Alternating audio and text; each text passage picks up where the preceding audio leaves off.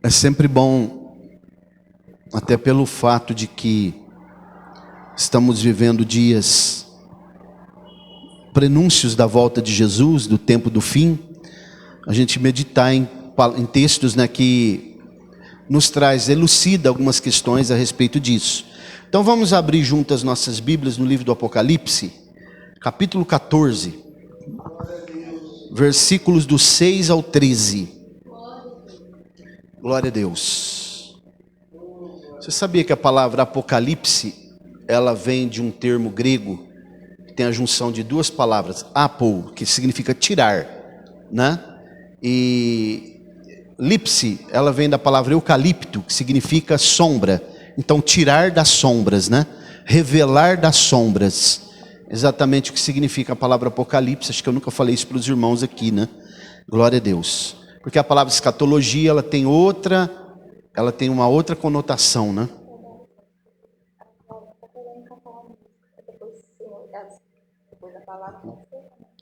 Pode. Então nós vamos, depois que terminar, a Clarinha vai cantar um hino, Que bênção, Maravilha. Glória a Deus. O louvor das crianças, Jesus falou sobre isso. Então, irmãos, a palavra escatologia, ela significa estudo das últimas coisas, Doutrina das últimas coisas. Uma coisa é estudar a escatologia, outra coisa é estudar o livro do Apocalipse, que é um gênero literário, livros apocalípticos, Todos acharam Apocalipse 14, do 6 ao 13? Vamos ler a palavra do Senhor. Diz assim, vamos prestar bastante atenção. Glória a Deus. Eu falei para vocês abrirem, mas na verdade eu não abri aqui. Glória a Deus. E vi outro anjo voar pelo meio do céu, tendo o evangelho eterno para o pregar aos habitantes da terra, e a toda nação, e parentes, e língua, e povo, dizendo em alta voz: temei a Deus e dai-lhe glória, porque é chegada a hora do seu juízo, e adorai aquele que fez o céu e a terra e o mar e as fontes das águas. E seguiu outro anjo dizendo: Babilônia, caiu aquela grande cidade, porque ela fez todas as nações beberem do vinho da ira de sua fornicação. E seguiu-os o terceiro anjo dizendo em alta voz: se algum homem adorar a besta e a sua imagem, e receber a sua marca em sua testa ou na sua mão, este beberá do vinho da ira de Deus, que é derramado sem mistura no cálice da sua indignação, e ele será atormentado com fogo e enxofre na presença dos santos anjos e na presença do Cordeiro. Podemos dizer amém? Amém. Glória a Deus. Irmãos, aqui, esse texto, uma passagem muito interessante, sobretudo para aqueles que gostam dos estudos de escatologia, do Apocalipse também. Esse texto nos relata aqui que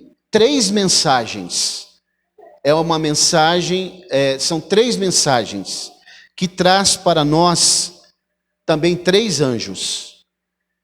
E é interessante porque quando a gente vai ler a Bíblia e ler alguns outros textos que estão em outras partes da Bíblia, a gente percebe que em nenhum momento nós vamos observar anjos pregando o Evangelho. Vocês já acharam na Bíblia alguma vez um anjo pregando o Evangelho? Porque nos dá a entender, à luz das Escrituras, que essa tarefa, ela não é atribuída e não foi atribuída aos anjos. Inclusive há um texto lá na primeira carta de Pedro, que traz uma ideia sobre isso. Existem muitos debates a respeito disso, se os anjos pregariam o Evangelho ou não. Mas o fato é que, quase via de regra aqui na Bíblia, a gente percebe que quem prega o Evangelho são os homens. até porque há uma ordem imperativa do próprio Jesus lá em Mateus 28, né? Quando ele diz: pregai o evangelho a toda criatura, né? Fazei discípulos de todas as nações, batizando-os em nome do Pai, e do Filho, e do Espírito Santo. E depois ele manda pregar o evangelho a todas as nações. Ele está falando isto para os seus discípulos, para os homens.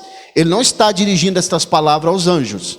Então nós percebemos aqui que essas mensagens, elas estão na mão dos anjos, nas mãos de 3 anjos. Mas não significa necessariamente que são os anjos que vão proclamar esta palavra. Na tradução de vocês aí, está escrito assim, que eles tinham um evangelho eterno. Só que na tradução aqui mais coerente com o texto original, a palavra fala o evangelho, utilizando o artigo definido. Significa que esse evangelho é o mesmo que nós estamos pregando aqui. Porque não existe 2 evangelhos. Existem os pseudos evangelhos, que são evangelhos falsos. Então Paulo, escrevendo aos Gálatas, texto clássico, no capítulo 1, versículos 8 e 9, ele diz que se aparecer outro evangelho, ainda que seja um anjo do céu, ou nós mesmos, ele diz, pregando outro evangelho, seja anátema, seja maldito. Esse evangelho não é o evangelho de Deus. Então só há um evangelho, o evangelho de Jesus Cristo, o evangelho que transforma, que salva, que liberta e que mostra o caminho do homem para a vida eterna. Então, olhando para esse texto, o que nós percebemos nessas mensagens desses 3 anjos é que essas mensagens foram trazidas pelos anjos. Mas, na verdade, quem proclamará essas mensagens são as 2 testemunhas que estão no capítulo 11 do livro do Apocalipse, que são 2 pessoas, 2 profetas da época da grande tribulação, dos dias da grande tribulação, do período tribulacional, porque é exatamente o que o texto que nós lemos está narrando, um período tribulacional, aqueles 7 anos, dividido em 2 partes de 3 anos e meio, quando a igreja já vai estar com Jesus, já foi arrebatada, e aqui na terra haverá um período de tribulação, como nunca houve, segundo está no capítulo 12 do livro do profeta Daniel, que foi reverberado por Jesus no capítulo 24 de Mateus. Ele diz que nunca haverá um tempo, desde que a humanidade existe, como será os dias da grande tribulação. Logo, isso traz para nós um grande alerta, uma grande admoestação. Se alguém de nós aqui nessa noite, ou mesmo alguém que vai assistir pelas redes sociais, não estão preparados para o momento da volta de Jesus, é uma noite de reflexão, de preparo e de oportunidade para se voltar para a palavra de Deus, tomar uma decisão e servir a Deus com fidelidade, porque tudo nos mostra que está muito próximo o arrebatamento da igreja e 7 anos posteriormente a segunda vinda, que é chamado parousia, né? Arúzia. Então aqui, irmãos, o que eu quero mostrar para vocês nessa noite é os 3 anjos do Apocalipse e os 3 ais, porque a palavra ai, ela vai aparecer aqui. É muito interessante isso daqui, porque esse termo, ele tem uma amplitude, ele é emblemático nas escrituras. Essa palavra ai, desde o Antigo Testamento, ela traz uma alusão, uma conotação do juízo de Deus sobre uma nação ou sobre um povo. A palavra ai, exclamando, né? Ai de ti. Jesus fala sobre isso também nos evangelhos. Ai de ti, Corazim, ai de ti, Cafarnaum, falando sobre juízo. E aqui vai aparecer 3 ais na voz desses 3 anjos. Outra coisa que me chamou a atenção aqui é que o versículo 6 diz: eu vi outro anjo voar pelo meio do céu. Isso me chamou a atenção também porque quando a gente vai estudar sobre angelologia, que é a doutrina dos anjos, a gente percebe que anjo, na verdade, ele não tem asa. Vocês sabiam disso? O anjo mesmo não tem asa. O que tem asa, que a Bíblia relata, é outros 2 tipos de seres celestiais que estão em outra categoria. Um são os serafins, em Isaías capítulo 6 diz que eles têm 6 asas, e os querubins que têm 4 asas, que não são anjos, são outra categoria de seres celestiais, ou miríades, principados, mas que o anjo, na verdade, a gente nunca lê na Bíblia que eles têm asas.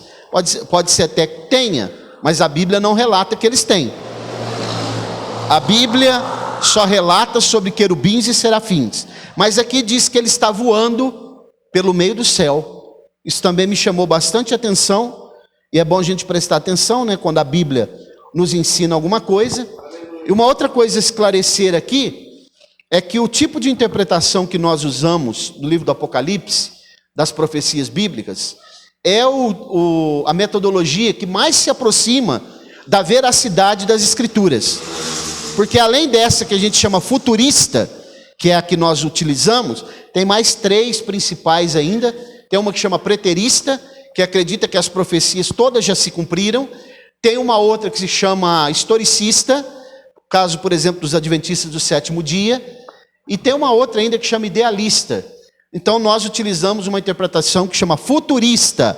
Nós acreditamos que as profecias do Apocalipse, do capítulo 1 até o capítulo 3, já se cumpriram, todas elas, ou estão pelo menos já no finalzinho.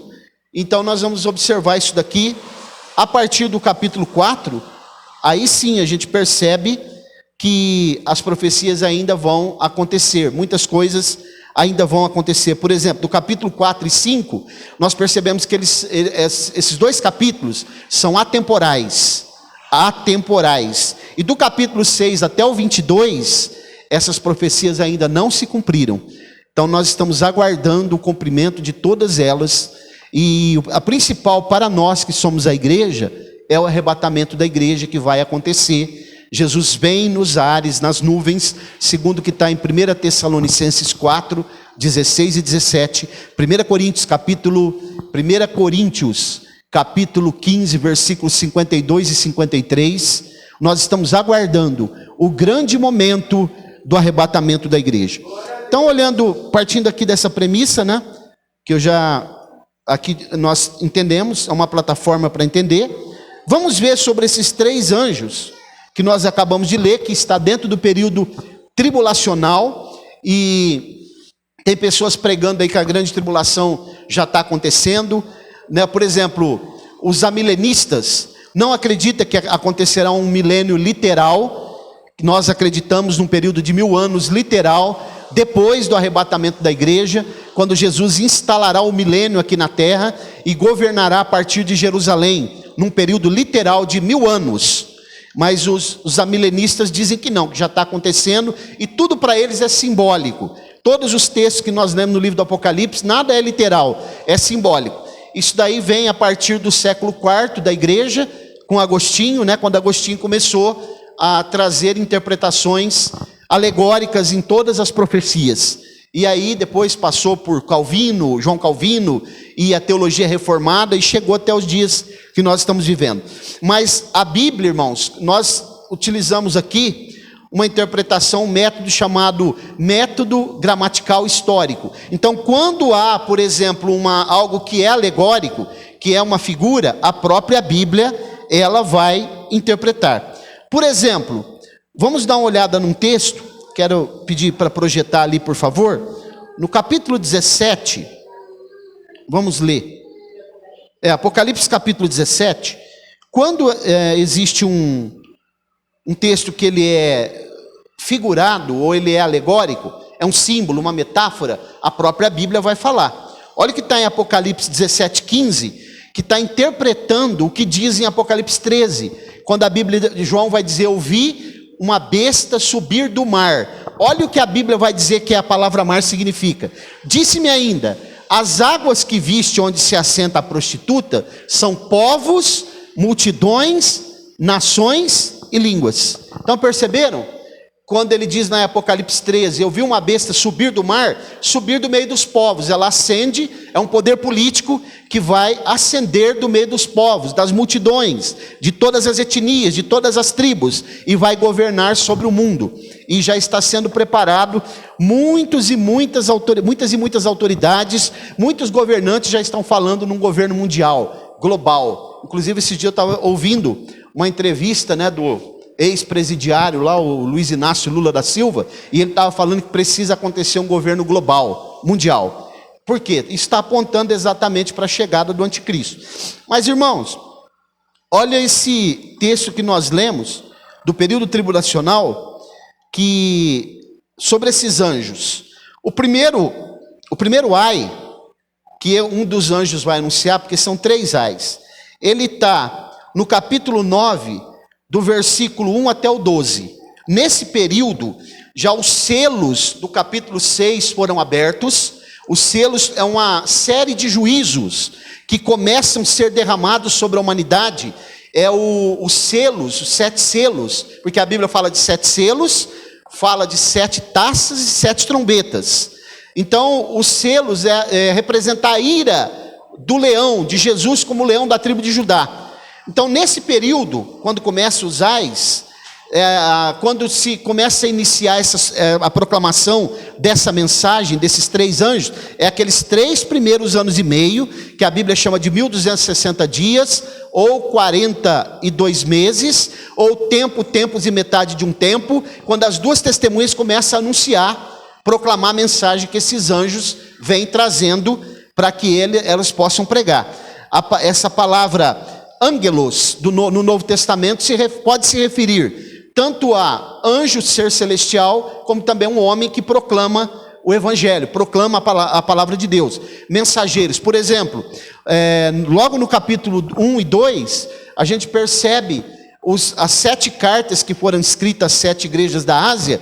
Quando vai iniciar a carta, começa assim: ao anjo da igreja em Éfeso, ao anjo da igreja em Esmirna. É a palavra ângelos, que significa o pastor, o líder daquela igreja. Então essa palavra ângelos, que no Antigo Testamento é a palavra hebraica malak, ela pode ser utilizada tanto para seres celestiais, como também para homens que pregam o evangelho, que anunciam as boas novas, para os líderes da igreja. Só que no Novo Testamento, quando se dirige a homens, é só 6 vezes. As outras vezes que aparecem no Novo Testamento, todas elas estão se referindo a seres celestiais. Então o primeiro ai, ele está no capítulo 9, versículos 1 ao 12. O segundo ai, ele está a partir do versículo 13, do capítulo 9 a seguir. E o terceiro ai só vai aparecer no capítulo 16, e que tem um paralelo com o capítulo 18. O capítulo 16 de Apocalipse e o 18, eles são paralelos, eles têm muitas coisas em comum, correlacionadas. E como eu disse, essa expressão, ela é uma expressão que traz juízo de Deus.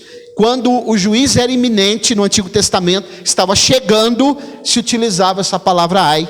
Isso aqui também é importante a gente saber. Os selos, que eles são, aliás, os selos, juízo ou a ira do leão da tribo de Judá, que é Jesus. As taças é a ira do ancião de dias, que é o Pai, que vai acontecer só depois.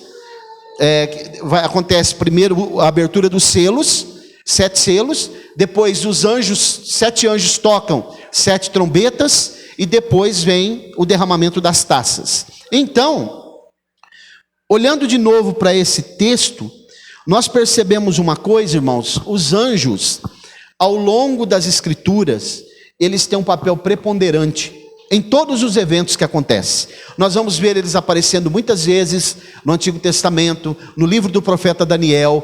Nós vamos ver um anjo que provavelmente que a Bíblia diz em Apocalipse 14, que ele tem autoridade sobre o fogo, aparecendo dentro da fornalha ardente, onde foi lançado os 3 hebreus lá, no tempo do profeta Daniel, Azarias, Misael e Ananias, aquela fornalha que não queimou eles, porque apareceu um anjo, um 4º homem lá dentro, e tirou eles de lá, resgatou eles, não deixou que o fogo atingisse. Nós vamos ver anjos aparecendo em muitas partes. No Novo Testamento, então, eles estão envolvidos com muitas coisas. Por exemplo, no próprio arrebatamento da igreja, no momento da colheita, que a Bíblia fala aqui no próprio texto de Apocalipse 14, chamado ceifa e vindima. Nós vemos que no momento que Jesus vier para vencer o anticristo na batalha do Armagedon, os anjos virão com ele. Jesus dá ordem aos seus anjos ao nosso respeito. A Bíblia diz que o anjo do Senhor acampa-se ao redor dos que o temem e os livra do mal. Nós vemos o próprio Jesus aparecendo em forma de anjo no Antigo Testamento, que a gente chama de teofania, muitas vezes sendo chamado de anjo do Senhor. Então os anjos têm um papel preponderante, e nesse momento aqui do período tribulacional, eles vêm também para poder trazer essas 3 mensagens que serão proferidas pelas 2 testemunhas, que depois que pregarem por um período de 3 anos e meio, elas serão mortas pelo poder do anticristo, mas depois a Bíblia diz que elas ressuscitarão. Por isso, são 2 pessoas. Os anjos têm papel preponderante, e eu acredito que quando a igreja está reunida, louvando ao Senhor, exaltando o nome do Senhor, quando o culto é cristocêntrico, quando há um louvor de coração, quando o louvor ele é sincero, quando a igreja se reúne mesmo para adorar o Senhor, e ela está focada nisso, os anjos participam desse momento. E nesse momento, com certeza, o Senhor é glorificado. E quando os anjos, é atribuído a eles uma tarefa, eles vão e obedecem imediatamente aquilo que Deus manda. Eles estão a serviço da igreja. Os anjos não são feitos para serem adorados. Nós vemos o capítulo 22 de Apocalipse. A Bíblia diz que quando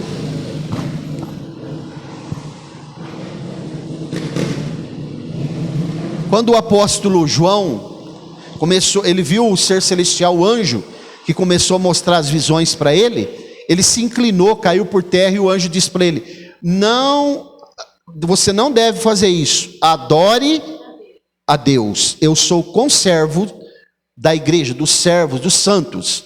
Então há uma ordem expressa na Bíblia para não se adorar os anjos. Os anjos estão a serviço de Deus e da sua igreja.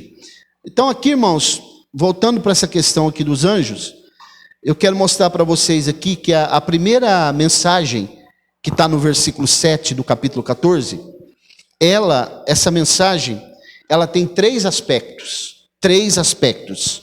Ela admoesta os homens. Observe, versículo 7.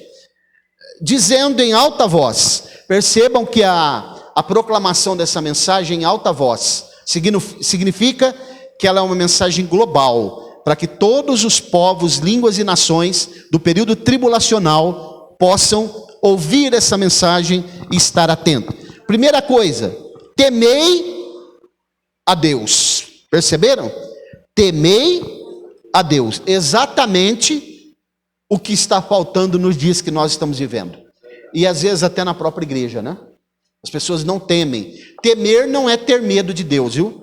Temer está relacionado com o reconhecimento de que nós somos seres pequenos diante de um Deus soberano, grande, magnífico, e uma adoração, né? Uma devoção contínua na presença do Todo-Poderoso. Isso é temor. Está relacionado também com nós estarmos diante dele com reverência. E é isso que está faltando na humanidade. Uma das coisas que falta nessa humanidade caída, temor. Vocês perceberam aí agora? Isso é falta de temor, ó, de respeito com a casa de Deus, respeito com as coisas de Deus. As pessoas antigamente passavam diante de um templo, independente se ele fosse católico ou evangélico, eles tiravam o chapéu, né? As pessoas abaixavam a cabeça, faziam silêncio, porque respeitavam aquele local como casa de Deus. As pessoas não fazem mais isso hoje.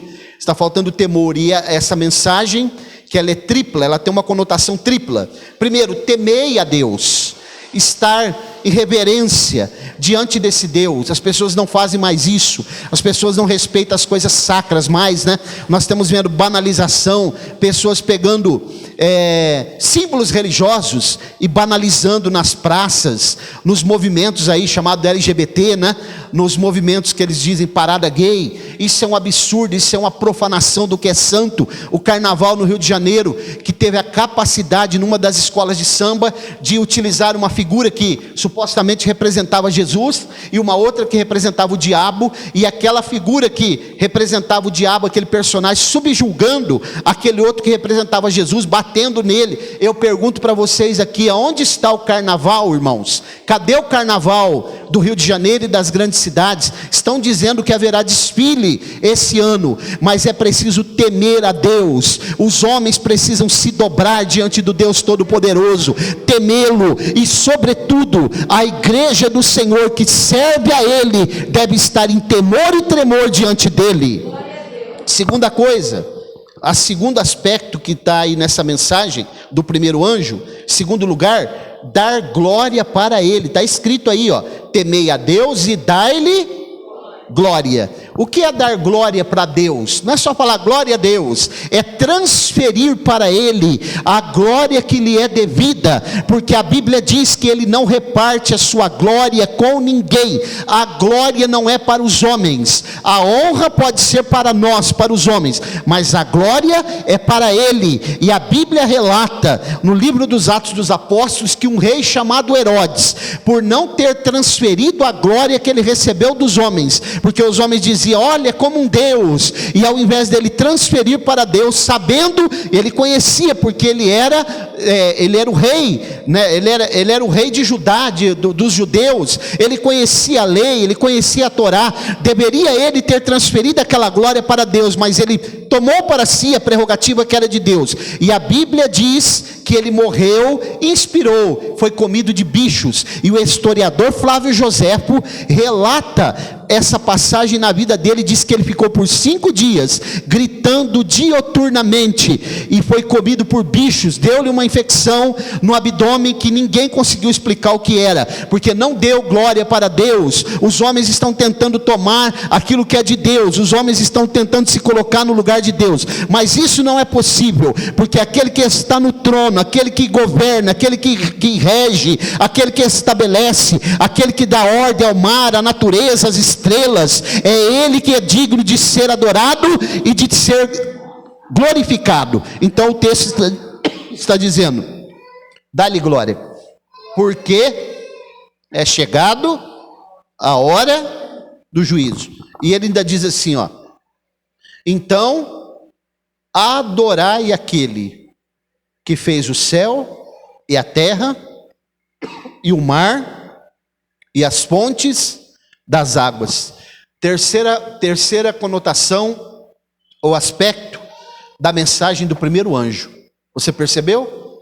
Adorar a Deus, porque Ele fez os céus, a terra e o mar. Agora eu pergunto para os irmãos, o que os homens estão adorando? Nesse momento, quantas pessoas que estão adorando heróis, artistas, políticos, né? Instituições, alguns até no meio gospel mesmo, né? Adorando cantores aí, fazendo idolatria com cantores, com pessoas que não têm compromisso com o reino de Deus, porque o único digno de ser adorado é o nosso Deus. Essa é a primeira mensagem, é o primeiro anjo, né? O primeiro anjo, no versículo 7. Adorar a Deus é mais uma coisa que os homens não estão fazendo nos dias de hoje. Eles adoram muitas coisas, mas Deus é um caráter triplo, né?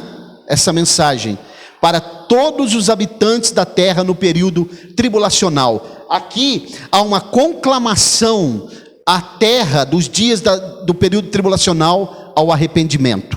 A primeira mensagem. A mensagem trazida pelo segundo anjo está no versículo 8. Lembrando que eles trazem a mensagem, mas quem proclama a mensagem são as duas testemunhas. É só a gente lembrar, por exemplo, do decálogo, a lei, os 10 mandamentos.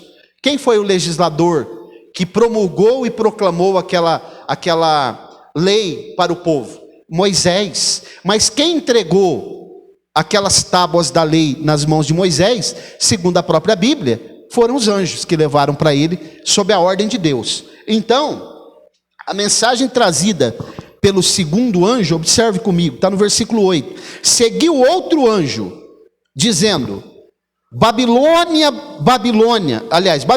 caiu, está na sua Bíblia 2 vezes? Não é uma vez só? Caiu, a Babilônia é chegada Por que caiu a Babilônia? Aquela grande cidade que a Bíblia identifica como a cidade de Roma, né? Porque ela fez todas as nações beberem do vinho da ira e da sua fornicação. Você sabe por que aqui ele cita duas vezes caiu? Porque existem duas Babilônias aqui. Uma é o poder político, a besta que emerge do mar, do meio das nações, dos povos, poder político, Apocalipse 13. E segunda besta que está no capítulo 13 de Apocalipse também, a besta que subiu da terra, poder religioso. Então por isso caiu os dois poderes, as duas Babilônias, o poder político do anticristo e o poder religioso do falso profeta, que estará em consonância, agindo no período tribulacional com a própria primeira besta. Então caiu aqui a queda, essa mensagem, né, a mensagem do segundo anjo anuncia a queda do poder político e do poder religioso, porque Deus trará juízo. O trono, o governo, o poder político e religioso que estará atuando no período de 7 anos da grande tribulação. Então, irmãos, isso aqui que nós estamos falando nessa noite é veracidade, é verdade. A Bíblia não erra, a Bíblia não mente, a Bíblia é inerrante. Não obstante esse termo inerrante seja um termo moderno, usado, acho que não tem nem 200 anos que foi se utilizado pela primeira vez o termo inerrância das Escrituras, e isso é até questionado pelos críticos da Bíblia, que dizem que a Bíblia não é inerrante, mas nós sabemos que é. Inclusive a revista de escola dominical desse trimestre está tratando sobre a supremacia das Escrituras, porque a palavra de Deus não erra, é inerrante porque não foi elaborada pelo homem, ela foi escrita pelos homens, mas a mente de Deus foi quem trabalhou, e o Espírito Santo soprou, ele soprou nos ouvidos, soprou, né, houve uma ajuda, um auxílio do Espírito Santo para que esses 40 autores escrevessem a Bíblia. Então, nessa noite nós estamos dizendo, Deus trará juízo, a igreja precisa estar preparada, a igreja precisa estar esperando esse momento com expectativa, a igreja precisa estar no seu coração. Nesse momento era necessário que em todos os lugares a mensagem sobre a vinda de Jesus estivesse sendo proclamada. Deixar um pouco de lado mensagem de prosperidade, mensagem que você vai conseguir, porque Deus tem uma bênção para você essa semana, porque Deus vai te trazer um carro novo. Nesse momento muitas igrejas estão pregando isso, mas a mensagem mais urgente, a mensagem de caráter mais iminente, é esta que nós estamos falando aqui, que Jesus vai voltar, vai estabelecer o milênio aqui sobre essa terra, e tudo aquilo que não fizer parte do seu reino, será trazido a juízo. Então o segundo anjo, ele proclama que a Babilônia, o poder político e religioso vai cair. E a terceira, que é o terceiro ai, né? Tudo aquilo que está acontecendo, que vai acontecer no período tribulacional, está no versículos 9 e 10. Percebam, Apocalipse 14, versículos 9 e 10. Seguiu-os o terceiro anjo dizendo, em alta voz. Por isso que há um texto lá no Antigo Testamento que diz assim: tocai a trombeta ou a buzina em Sião, perturbai os moradores da terra. Essa mensagem das duas testemunhas, que são trazidas por esses anjos e entregues nas mãos delas para elas pregarem, porque vai perturbar a terra, ao ponto, depois vocês leem Apocalipse 11 em casa, de quando essas testemunhas, esses dois homens morrerem, vai ser feito festa no mundo, as pessoas vão trocar presente entre eles, porque a mensagem que eles vão pregar é uma mensagem perturbadora, uma mensagem, até a mensagem que nós pregamos aqui, irmãos, em Colina, perturba as pessoas. Eles dizem, aquela mensagem, aquela igreja só fala de juízo, só fala de vinda de Jesus, não fala de amor, não fala de esperança, mas nós falamos aqui, mas a mensagem do juízo de Deus tem que ser proclamada. Então olha aqui, versículo 9, seguiu o terceiro anjo dizendo em alta voz, se algum homem, olha o alerta, adorar a besta e a sua imagem, e recebe sua marca em sua testa, ou na sua mão, ele beberá do vinho da ira de Deus, que é derramado sem mistura. Sabe por quê sem mistura?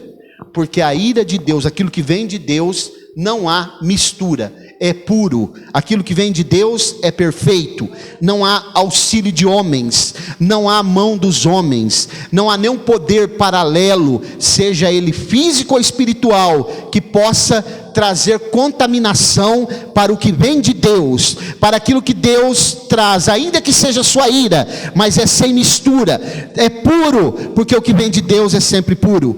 E olha o que ele está dizendo.